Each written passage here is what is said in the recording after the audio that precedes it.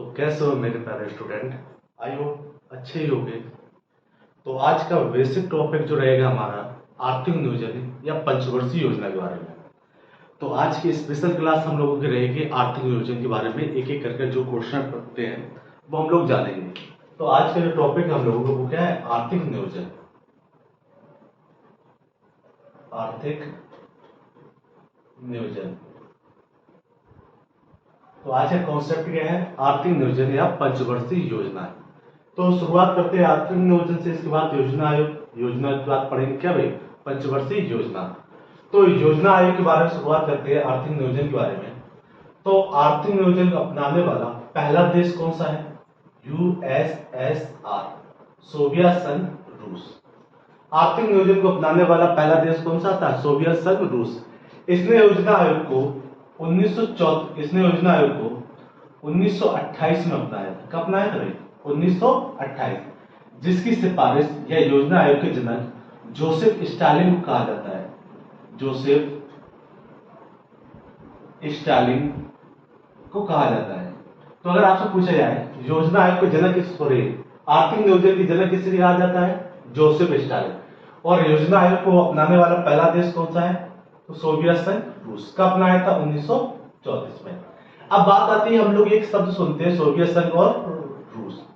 Soviet संघ रूस, एक और नाम आता है रूस। तो सोवियत संघ रूस रूस कब बना, तो एक कंडीशन आती है 1991। कब आता है, 1991। 1991 से सोवियत संघ रूस का नाम क्यों गया रूस, क्योंकि इससे काफी कंट्री इससे अलग हो गए थे। सोवियत संघ रूस के काफी इससे अलग हो गए। तो इससे अलग होने के बाद ये कौन बना अस्तित्व में आया, रूस। तो वर्तमान में तो रूस है, लेकिन 1991 पहले इसका नाम क्या था, सोवियत संघ रूस। उसी टाइम 1928 में जोसेफ स्टालिन की सिफारिश पर इसने क्या अपनाया, आर्थिक नियोजन। जैसे इसने आर्थिक नियोजन को अपनाया तो 1930 में, टाइम कितना था, 1930 में इसकी योजनाओं को पूरे विश्व में पता चला। तो अगर आपसे पूछा है आर्थिक नियोजन को रूस ने जब अपनाया था, इसकी बात लीकेज कब हुई भाई, 1930 में। अब बात आती है कि भारत में आर्थिक नियोजन की बात किसने की। भारत में आर्थिक नियोजन की सिफारिश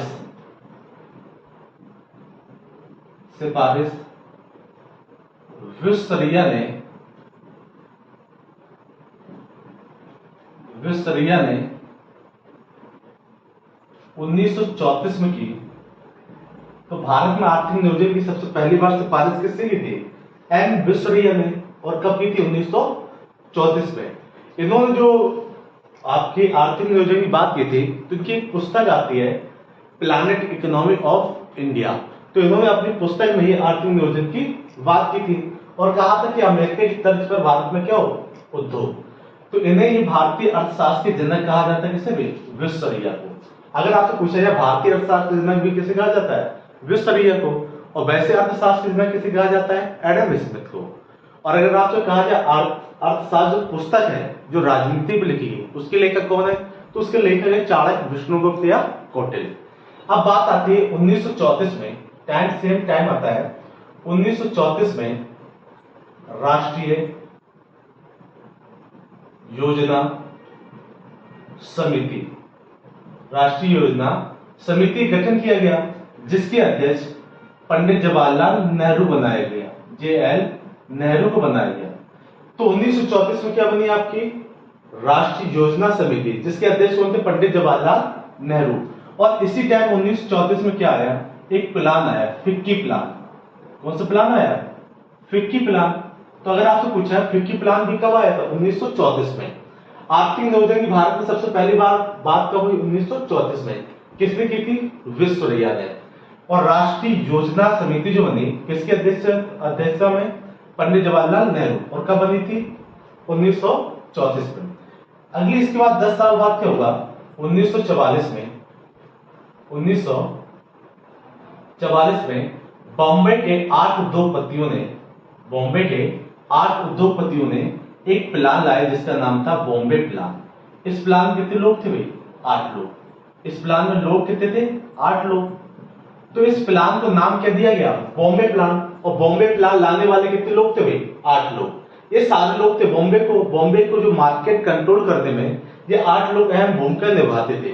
और ये 8 लोग क्या करते थे, जब कोई एक मीटिंग रखते थे बरगद पेड़ के नीचे रखते थे भाई, और सारे मार्केट को कंट्रोल करते थे। इसलिए इनका जो नीतियां थी उसे एक प्लान के तहत ढाला गया जिसका नाम क्या था, बॉम्बे प्लान। तो बॉम्बे प्लान कब आया, 1944 में। अब सेम कंडीशन क्या होता है, 1944 में एक और योजना की बात की गई। तो 1944 में श्रीमान नारायण द्वारा गांधी प्लान या ग्रामीण प्लान की बात की गई। इसकी बात की गई, ग्रामीण प्लान की बात की गई। तो अगर आपसे पूछा जाए कि श्रीमान नारायण द्वारा कौन सा प्लान लाया, गांधी प्लान या ग्रामीण प्लान, इन्होंने कहा कि ग्रामीण एरिया यानी रूरल एरिया पर डेवलपमेंट की जरूरत है। तो इस प्लान का नाम क्या था, गांधी प्लान या ग्रामीण प्लान। कब आया, 1944 में। किसके द्वारा, श्रीमान नारायण द्वारा। अब उसके बाद क्या होता है, 1945। अगला डेट कितना आता है, 1945 में एम.एन. राय द्वारा, एम.एन. राय द्वारा पीपल प्लान की बात की गई। कौन सा प्लान है, पीपल प्लान की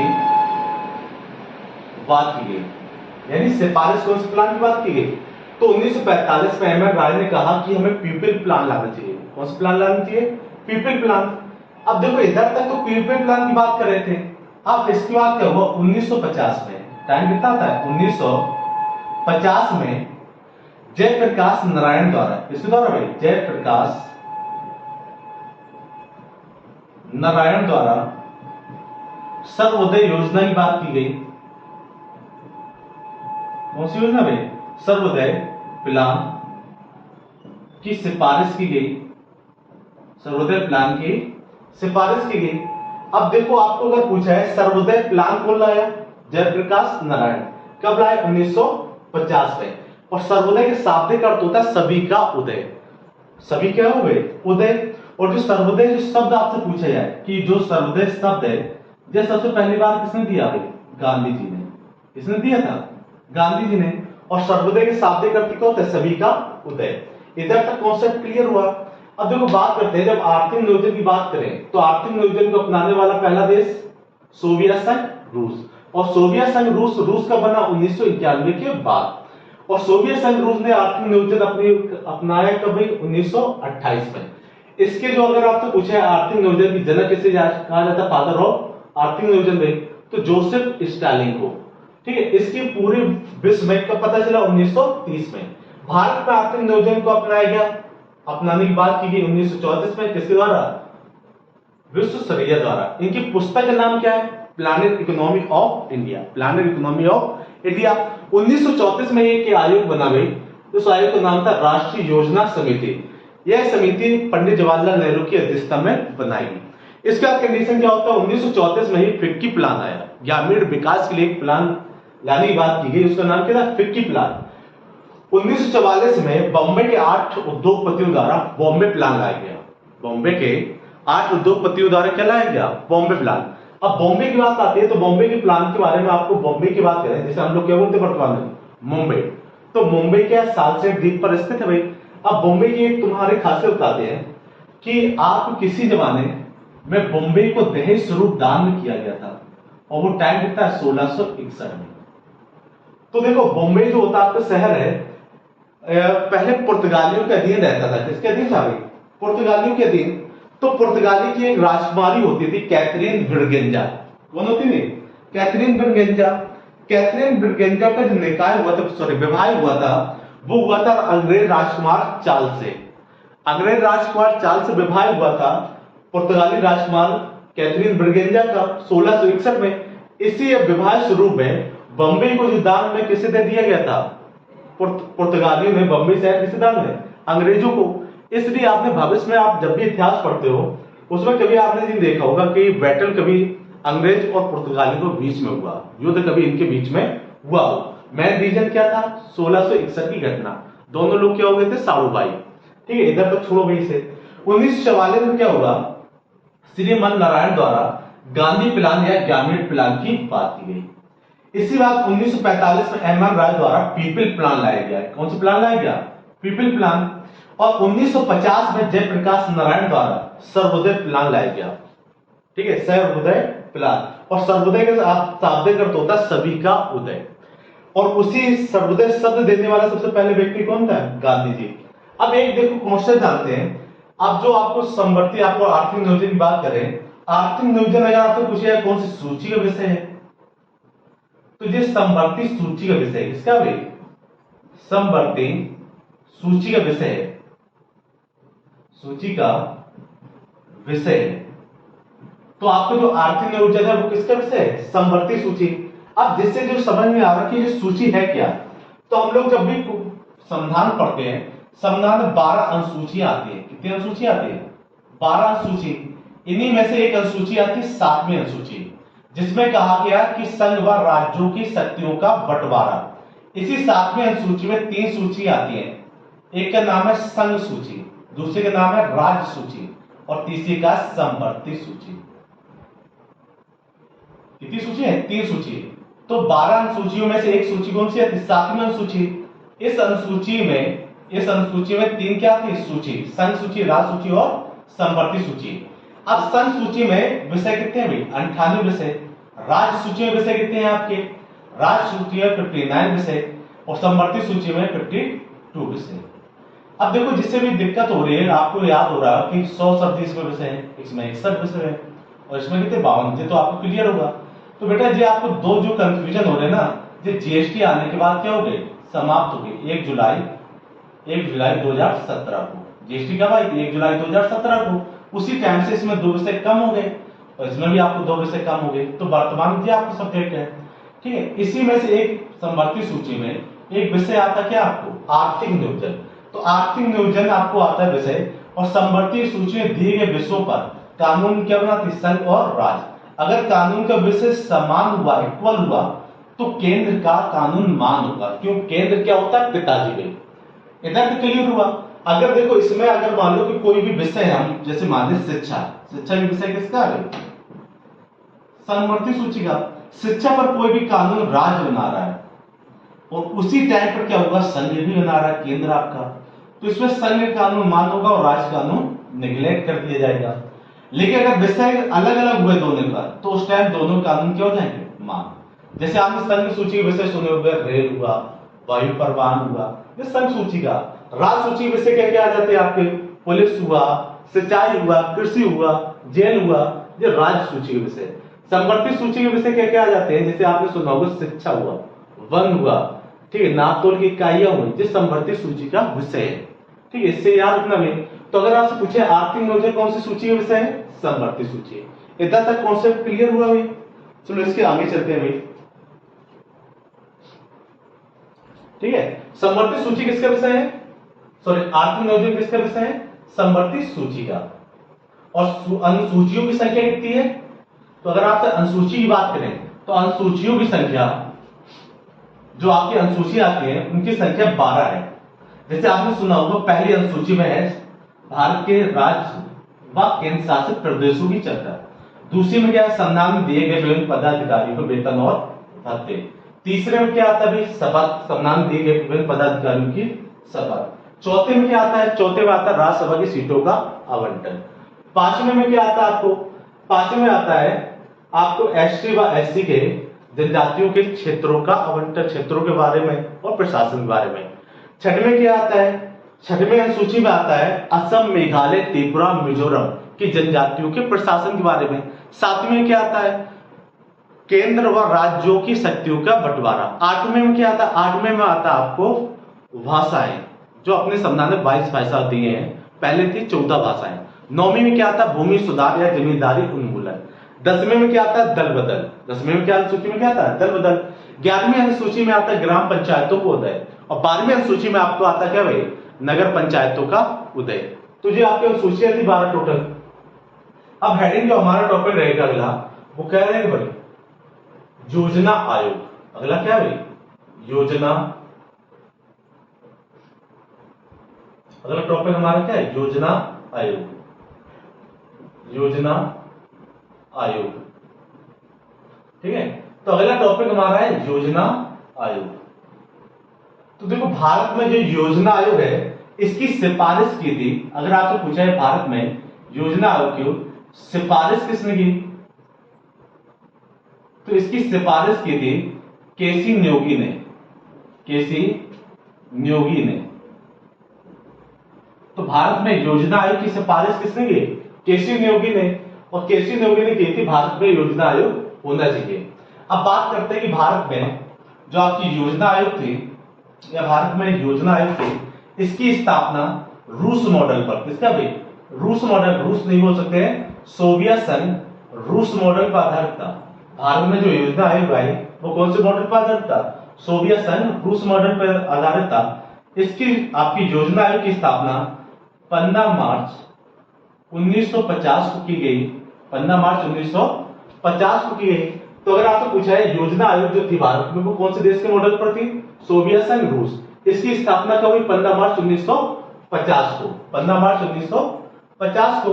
और जो योजना आयोग है वो गैर संवैधानिक संस्था है, कैसी है, गैर संवैधानिक संस्था है, कैसी भाई, गैर संवैधानिक संस्था है। तो अगर आपसे पूछा है योजना आयोग कैसी संस्था है, गैर संवैधानिक संस्था है। और जब भी कोई गैर संवैधानिक संस्था होती है उसके अध्यक्ष पीएम होता है, और जब भी कोई संस्था संवैधानिक होती है उसके अध्यक्ष राष्ट्रपति या राष्ट्रपति द्वारा नियुक्त कोई व्यक्ति होता है। तो इसके भी अध्यक्ष कौन हो जाएंगे भाई, अगर आपसे पूछे है योजना आयोग के अध्यक्ष कौन होता है, तो इसका अध्यक्ष पीएम होता है, कौन होता है, पीएम। अब इसी कॉन्सेप्ट में तुम्हारे याद रखना जब पीएम इसके अध्यक्ष होते हैं तो प्रथम इसके कौन अध्यक्ष थे और अंतिम कौन थे, तो इसके जो प्रथम अध्यक्ष थे वो पंडित जवाहरलाल नेहरू, जेएल कौन था भाई, नेहरू, पंडित जवाहरलाल नेहरू। और अंतिम आपके कौन थे, मोदी जी भाई, अंतिम इसके अध्यक्ष कौन थे, मोदी जी भाई। तो प्रथम इसके अध्यक्ष थे पंडित जवाहरलाल नेहरू और अंतिम अध्यक्ष कौन थे, पंडित जवाहर सॉरी आखिरी अध्यक्ष थे मोदी जी आपके। अब इसमें एक उपाध्यक्ष भी होता है, एक क्या होता है, उपाध्यक्ष।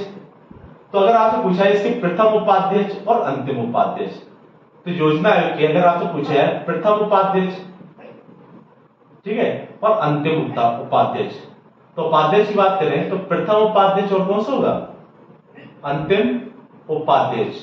तो इसके जो प्रथम उपाध्यक्ष थे वो थे गुलजारी लाल नंदा। तो प्रथम उपाध्यक्ष कौन हो जाएंगे आपके, गुलजारी लाल नंदा। तो प्रथम उपाध्यक्ष कौन हो जाएंगे, गुलजारी लाल नंदा। और अंतिम इसके उपाध्यक्ष थे मोंटेक सिंह, मोंटेक सिंह आहलूवालिया, आहलूवालिया।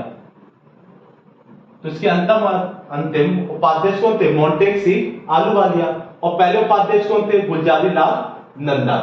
अब जिस संस्था कैसी है, गैर संवैधानिक संस्था। इधर तक कॉन्सेप्ट क्लियर हुआ, ठीक है। तो अगर आपसे पूछा जाए योजना आयोग भारत में किस मॉडल पर आधारित है, सोवियत संघ रूस, इसकी सिफारिश किसने की थी, केसी न्योगी ने।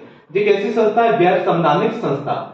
इसके अध्यक्ष कौन होते हैं, इसके अध्यक्ष पहले कौन थे, पंडित जवाहरलाल नेहरू, और अंतिम अध्यक्ष कौन थे, मोदी जी। अब योजना आयोग की बात करें, इसके पहले उपाध्यक्ष कौन थे, गुलजारी लाल नंदा, और आखिरी अध्यक्ष कौन थे, मोंटेक सिंह आहलूवालिया। अब देखो योजना आयोग को समाप्त करने की घोषणा, यानी योजना आयोग को समाप्त करने की घोषणा करने की घोषणा 15 अगस्त 2014 को मोदी जी द्वारा लाल किला दिल्ली से की गई। तो अगर आप इससे घोषणा बात करें ना कि इसे समाप्त करने की घोषणा कब हुई, तो 15 अगस्त 2014 को। और योजना आयोग को समाप्त कब कर दिया गया भाई, इसे एंड कब कर दिया गया, तो इसे 31 दिसंबर 2014 को समाप्त कर दिया गया। कब समाप्त कर दिया गया, 31 दिसंबर 2014 को समाप्त कर दिया गया। इसकी जगह इसकी जगह 1 जनवरी 2015 से नीति आयोग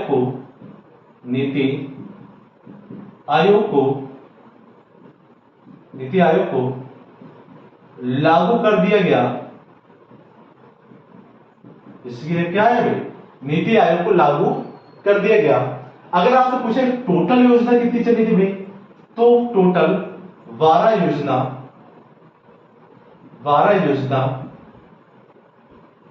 लागू हुई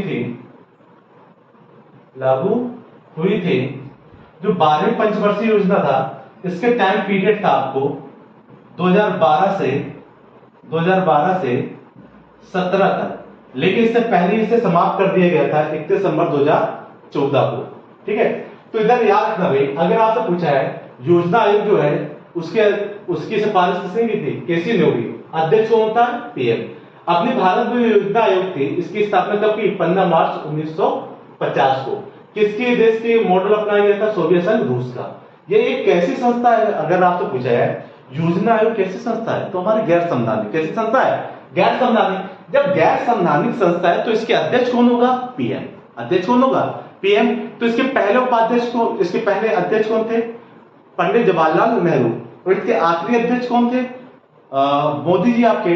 ठीक है, अगर पहले पूछा है पहले उपाध्यक्ष कौन थे, गुलजारी लाल नंदा। पहले उपाध्यक्ष कौन थे, गुलजारी लाल नंदा। और आखिरी इसके उपाध्यक्ष कौन थे, मोंटेक सिंह आलूवालिया। योजना आयोग को समाप्त करने की घोषणा कब की, तो अगर हम लोग जब भी घोषणा की बात करें तो योजना आयोग को समाप्त करने की घोषणा मोदी जी द्वारा 15 अगस्त 2014 को की गई। कहां से, लाल किले से। अब देखो, जो लाल किला में शब्द क्यों लिखा, कि जब भी कोई पीएम होगा, पीएम झंडारोहण 15 अगस्त को करता है। पीएम झंडारोहण कब करता है, 15 अगस्त को, और वो भी कहां से करता है, लाल किले से। और जब भी कोई राष्ट्रपति झंडारोहण करेगा, वो राजपथ से, जिसका नया नाम हो गया कर्तव्य पथ से करता है, वो भी कब, 26 जनवरी को। ठीक है, अब इसमें भी आपने सुना होगा राष्ट्रपति क्यों करता है इधर से लाल किले से। ये भी तो हो सकता है कि राष्ट्रपति ही क्यों करता है 15 अगस्त को, कि भारत में संविधान क्या कहता है, सबसे बड़ा पद कौन है, राष्ट्रपति है। तो इसे प्रधानमंत्री क्यों करता है इससे भाई। तो याद रखना भाई, जब हमारा संविधान लागू हुआ था 26 जनवरी 1950 को, 26 जनवरी 1950 को, उसी टाइम से क्या हुआ था, राष्ट्रपति पद आया था। इससे पहले राष्ट्रपति पद नहीं था, तो इसलिए भारत के जो प्रधानमंत्री था वो झंडारोहण करता था। बात क्लियर हो गई, और वो भी कहां से करता था, लाल किले से। अब इसकी खत्म करने की घोषणा हुई, और नीति आपको योजना आयोग को समाप्त कब कर दिया गया, 31 दिसंबर 2014 को। अगर आपसे पूछा ये योजना के नंबर की थी, तो 12वीं। इसकी जगह क्या है, नीति आयोग। क्या है भाई, नीति आयोग। और नीति आयोग की स्थापना कब, 1 जनवरी 2015 को। और योजना आयोग 5 वर्ष की कार्य करती है, और कितनी करेगी भाई, 15 वर्ष की। अब अगली बात आती है, अगर नीति आयोग की बात कर रहे हैं, सॉरी योजना आयोग की बात कर रहे हैं, योजना आयोग को एनडीसी लागू करती है। तो अगर आप बात करें योजना आयोग को कौन लागू करता है, एनडीसी। अब एनडीसी की जो स्थापना वो कब हुई है, 6 अगस्त 1952। योजना आयोग को कब, सॉरी नीति आयोग को, सॉरी एनडीसी को कब लागू किया गया, 6 अगस्त 1952 को। यह भी कैसी है भाई, गैर संवैधानिक संस्था। कैसी है, गैर संवैधानिक संस्था। कैसी भाई, गैर संवैधानिक संस्था है। और इसके अध्यक्ष कौन हो जाएगा, तो इसका जो अध्यक्ष है वो भी कौन होता है, पीएम। अध्यक्ष कौन होता है, पीएम। अगर इसका पूछा जाए हेडक्वार्टर कहां पर है, तो इसका जो हेडक्वार्टर है वो आपका नई दिल्ली में। हेडक्वार्टर कहां पर, नई दिल्ली में। तो इसका हेडक्वार्टर कहां पर है, नई दिल्ली में। अब हम लोगों को एक दिक्कत आती है कि नई दिल्ली क्या है, दिल्ली क्या और एनसीआर क्या है। एक आपने सब देखा होगा, दिल्ली, वो भी कौन सा, नई दिल्ली। ठीक है, एक कॉन्सेप्ट हमें मिलता है क्या भाई, दिल्ली। एक और हम लोग इसी में सुनते हैं भाई, एनसीआर। रेलवे वाला एनसीआर नहीं बेटा, दिल्ली वाला। एनसीआर का मतलब क्या होता है, नेशनल कैपिटल रीजन। अब देखो नई दिल्ली क्या है, इसकी दिल्ली की राजधानी क्या है, नई दिल्ली। और भारत की राजधानी क्या है, दिल्ली। तो दिल्ली, नई दिल्ली क्या है, इसकी राजधानी छोटा सा पार्ट है। और दिल्ली के आसपास वाला जो एरिया होता है, जिसका विकास दिल्ली के हिसाब से कराया गया, उसे हम लोग नाम क्या देते, एनसीआर। जैसे एनसीआर में शामिल होने वाला उत्तर प्रदेश का शहर कौन सा था? शामली। जो उत्तर प्रदेश पुलिस में क्वेश्चन आ चुका है आपको। इधर तक क्लियर हुआ भाई? ठीक है, योजना आयोग के बारे में इधर तक कॉन्सेप्ट क्लियर हुआ आपको। तो अब जैसे हम लोग जाने कि योजना आयोग का समय, अगला कॉन्सेप्ट क्या रहेगा हमारा? योजना आयोग का समय यानी टाइम पीरियड। ठीक है, अगला कॉन्सेप्ट हम लोगों का रहेगा योजना आयोग का समय यानी कार्यकाल। आपको कौन सी पंचवर्षीय योजना किस समय तक चली थी? तो एनडीसी का अगर फुल फॉर्म पूछे, नेशनल डेवलपमेंट काउंसिल, राष्ट्रीय विकास परिषद, इसे कब लागू किया गया था? यानी इसकी स्थापना कब हुई? 6 अगस्त 1952। ये कैसे चलता है? गैर संवैधानिक। जब गैर संवैधानिक संस्था होगा तो अध्यक्ष कौन होगा? पीएम। इसका हेडक्वार्टर कहां पर है? नई दिल्ली पर। इधर तक क्लियर हुआ भाई? तो योजना आयोग की बात करें, भारत में योजना आयोग कौन से मॉडल पर आधारित थी? तो भारत की योजना आयोग जो थी वो रूस मॉडल यानी सोवियत संघ, रूस के मॉडल पर आधारित थी। और भारत में योजना आयोग की सिफारिश की थी केसी न्योगी ने। किसने की थी भाई? केसी न्योगी ने। तो भारत में योजना आयोग की सिफारिश की थी केसी न्योगी समिति ने। अब इसके बाद हमारा जो टाइप रहेगा उसमें याद रखना भाई, योजना आयोग का समय। हेडिंग क्या होगा भाई? योजना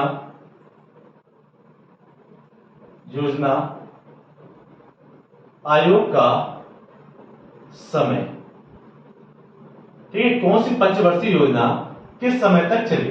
तो हमारी जैसे प्रथम पंचवर्षीय योजना, फर्स्ट 5 ईयर प्लान, तो इसकी स्थापना योजना आयोग सबसे पहली होती है 1951 से 56 तक। फर्स्ट पंचवर्षीय योजना कब से चली? 1951 से 56। सेकेंड जो पंचवर्षीय योजना है उसका टाइम पीरियड आता है 1956 से 61। जो थर्ड 5 ईयर प्लान है वो आया था 1961 से 66। जो फोर्थ आपको पंचवर्षीय योजना आई थी तो उसके लिए आपको एक याद रखना भाई, जो आपको थर्ड पंचवर्षीय योजना रहती है उसके बाद आपको 3 साल का ब्रेक करना। कितने साल का ब्रेक करना? 3 साल का। तो इसके बाद क्या हुआ? 3 साल का अवकाश हुआ। 3 साल क्या हुआ भाई? अवकाश हुआ। अब इसका मेन रीजन क्या था अवकाश होने का? तो इसका अवकाश होने का मेन रीजन था 1962 चीन युद्ध, 1965 पाक युद्ध और 1965-66 अकाल। ठीक है, तो इन तीनों रीजन के कारण 3 साल का ब्रेक किया गया। अब जैसे 3 साल का ब्रेक होगा तो उसके बाद जो चौथी पंचवर्षीय योजना है उसका टाइम पीरियड कितना होगा? 1974 तक। ठीक है, देखिए अभी चौथी, इसके बाद जो पांचवी पंचवर्षीय योजना है उसका जो टाइम पीरियड है 1974 से 78। यह एकमात्र पंचवर्षीय योजना है जो समय से 1 साल पहले भंग की गई थी, यानी इसे समाप्त कर दिया गया था। आप क्या हुआ? 1978 के आम जनता पार्टी की सरकार जिसके अध्यक्ष थे मोरारजी देसाई, उन्होंने इस योजना को समाप्त कर दिया, योजना आयोग को। इसकी जगह नीति आयोग को लागू कर दिया और 2 साल के लिए अवकाश किया। इसी अवकाश के टाइम पर उन्होंने रोलिंग प्लान लाया। तो अवकाश कितना होगा? 2 साल का अवकाश। अब क्या हो गया भाई? 2 साल का अवकाश। ठीक है, इसके बाद जो पांचवी बात करेंगे होगी छठवीं पंचवर्षीय योजना। तो छठवीं जो पंचवर्षीय योजना चली थी 1980 से लेकर 85। छठवीं बात क्या होगा? सातवीं पंचवर्षीय योजना। तो सातवीं पंचवर्षीय योजना 1985 से लेकर 1990 तक। 85 से लेकर कब हुई? 90 तक। फिर उसके बाद क्या होता है? 3 साल का ब्रेक हो जाता है। और इस टाइम पीएम आपको नॉर्मल थे कौन से? इस टाइम पीएम थे पीवी नरसिम्हा राव। आपने सुना होगा भारत कब तक बंद अर्थव्यवस्था वाला देश कहलाने लगा? कहलाता था 90 तक। 91 से क्या हुआ भाई?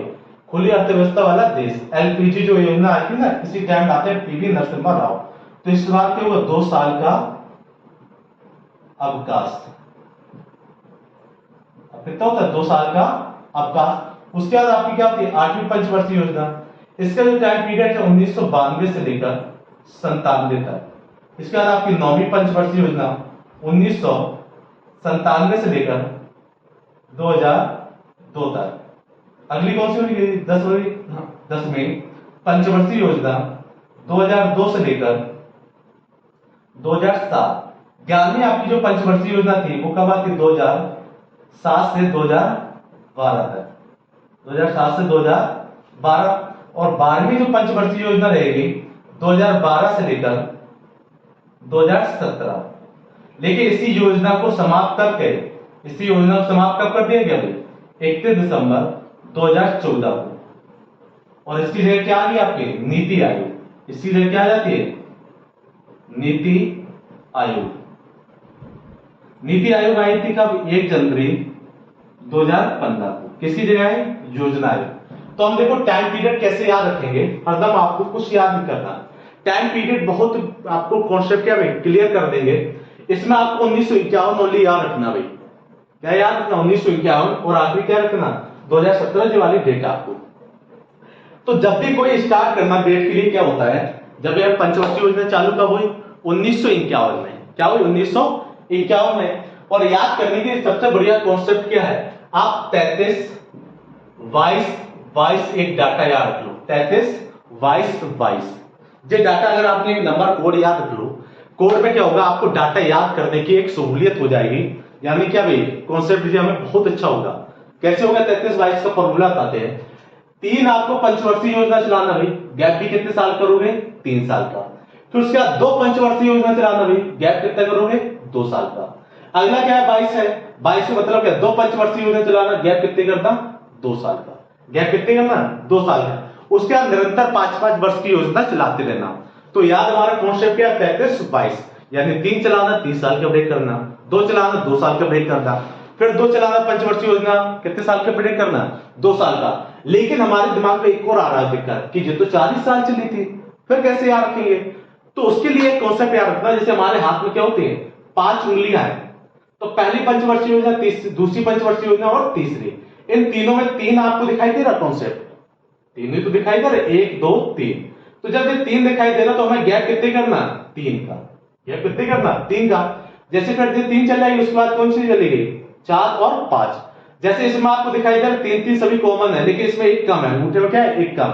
तो ऐसी जो 5वीं पंचवर्षीय योजना चलाना, ये एक कम कर देना, यानी जो 5वीं पंचवर्षीय योजना है वो अपवाद की कैटेगरी में डाल देना। तो 5वीं पंचवर्षीय योजना 1 साल पहले समाप्त होती है, उसके बाद 2 साल का ब्रेक होता है। 2 साल क्या होता है? ब्रेक। जैसे आपको बताते याद कैसे करोगे। पहली पंचवर्षीय योजना 1951 से 56, ठीक, 56 से 61, 61 से 66, 3 हो गया। फिर 3 साल का ब्रेक कर दो। 66 में जैसे ब्रेक होगा तो 69 तक ब्रेक रहेगा। कब तक है? 69 तक। इसी टाइम आपकी हरित क्रांति आएगी, ग्रीन रेवोल्यूशन, ठीक है। 3 साल का ब्रेक किया तो 69 से फिर अगली कब तक चलेगी? 74, 74 से 78 की 1 साल पहले ब्रेक होगी, 78 से चलेगी। फिर आप क्या करना? 2 साल में ब्रेक कर देना, यानी 80 तक ब्रेक रहेगा। 80 से 85, 85 से 90, इधर तक वो 80 से 85, 85 से 90। फिर उससे आपको याद आना चाहिए 22, फिर 2 साल का ब्रेक कर देना। 85 के बाद क्या होगा आपको? 90 के बाद क्या होगा? 2 साल का ब्रेक, तो 92। तो 1992 से 97, 97 से कितना होगा भाई? 2002, और 2002 से 2007, 2007 से 2012, 2012 से 2017 तक चली थी योजना। लेकिन मोदी जी ने इस योजना को समाप्त कर दिया कब? 31 दिसंबर 2014 को। इसकी जगह क्या लाया आपकी? इसकी जगह कौन सा प्लान आ गया? नीति आयोग। और नीति आयोग कितने वर्ष के लिए होता है? 15 वर्ष के लिए, ठीक है। इधर तक क्लियर हुआ भाई?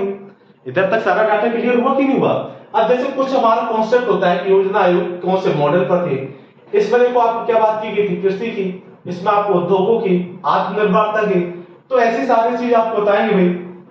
पहले जो पंचवर्षीय योजना थी वो हेराल्ड डोमर पर, पहले पंचवर्षीय योजना किस पर आधारित थी? हेराल्ड डोमर मॉडल पर।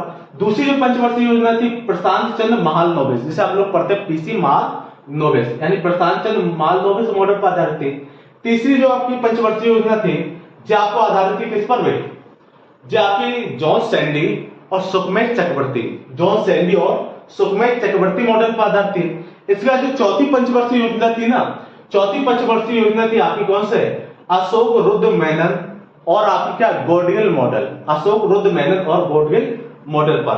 तो ऐसी आपको जो योजना है उसके क्या फोकस था और उसकी जो थीम थी वो किसने दी, ये सारी चीज आपको बताएंगे। जैसे पहली पंचवर्षीय योजना, दूसरी पंचवर्षीय योजना, इस टाइम क्या भाई आम चुनाव भारत में कराए गए पहली बार 1952, 1951 और 52 में, और सामुदायिक विकास कार्यक्रम चलाए गए मुंबई में 1952 में। तो ऐसे जो कॉन्सेप्ट हो गया, एसबीआई की स्थापना भी की गई, इंपीरियल बैंक का नाम बदल क्या हुआ? एसबीआई। तो इसी पंचवर्षीय योजना में आपको बताएंगे भाई उद्योग भाई, जैसे आपने पढ़े होगा भिलाई, राउरकेला, ये सारी चीज बताएंगे। बोकारो किसमें आ जाता? तीसरा में।